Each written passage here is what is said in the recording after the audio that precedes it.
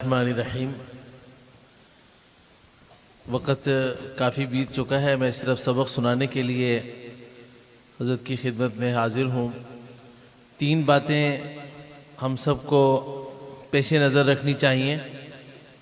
سب سے پہلی بات یہ ہے کہ جو دینی مدرسہ ہے، دینی مدرسہ آج کل پاکستان جب سے بنا ہے اس وقت سے نہیں، بلکہ دینی مدرسہ اس وقت سے ہے جب سے دین ہے۔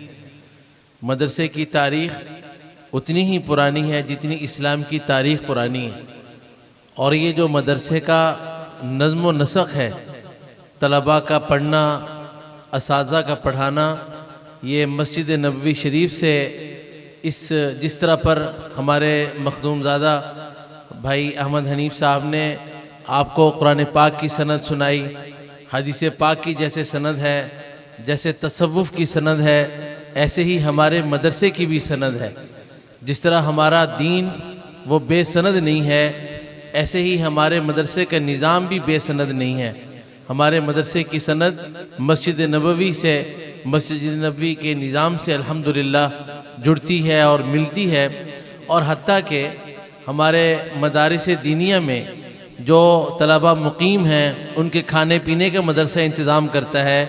بخاری شریف میں روایت آتی ہے کہ رسول اللہ صلی اللہ علیہ وسلم کے ارد گرد کچھ مساکین رہتے تھے۔ وہاں بخاری شریف کے حاشیے میں لکھا ہوا ہے کہ 70 کے قریب صحابہ کرام ایسے تھے جو رسول اللہ صلی اللہ علیہ وسلم سے قرآن کریم اور حضور علیہ السلام سے احکامات دین سیکھتے تھے۔ ان کے کھانے پینے اور پہننے کی جملہ ذمہ داریاں حضور علیہ السلام نے اپنے ذمہ لی ہوئی تھیں۔ آج 1440 سال کے بعد بھی وہی مدرسہ، وہی نظام، وہی دین اور وہی طریقہ کار ہمارے درمیان موجود ہے۔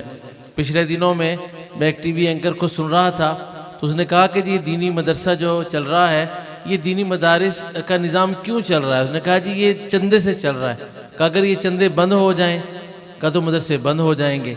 تو مجھے بڑا تعجب ہوا اس ٹی وی اینکر کی بات پر، تو مجھے سورہ منافقون کی وہ آیت یاد آ گئی کہ جس میں فرمایا کہ ہم الذین یقولون لا تنفقوا علی من عند رسول اللہ حتی ینفضوا، کہ لوگوں نے، منافقین نے کہنا شروع کیا تم حضور علیہ السلام کو یہ اپنا مال پیش کرنا بند کر دو، یہ جتنے ارد گرد حضور علیہ السلام کے بیٹھے ہوئے ہیں یہ سب چھوڑ کر چلے جائیں گے۔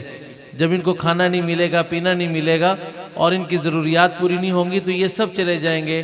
تو اللہ تبارک و تعالیٰ نے بڑی تنبیہ نازل فرمائی۔ تو دینی مدارس کا نظام یہ جہاں پر اسباب کی سطح پہ چندے سے چل رہا ہے، یہ دراصل اللہ تبارک و تعالیٰ کا انتخاب ہے ان لوگوں کے لیے جن کا مال ان میں خرچ ہو رہا ہے۔ اور تیسری بات میں یہ عرض کرنا چاہتا ہوں کہ آج کے دینی مدارس میں جو لوگ اپنا تعاون کر رہے ہیں، میرے استاد حضرت مولانا عبدالمجید صاحب رحمۃ اللہ علیہ ایک بات فرمایا کرتے تھے، وہ فرمایا کرتے تھے کہ جو حافظ قرآن، قاری قرآن، عالم دین ہوتا ہے، اس کے ثواب میں 3 قسم کے لوگ شریک ہوتے ہیں۔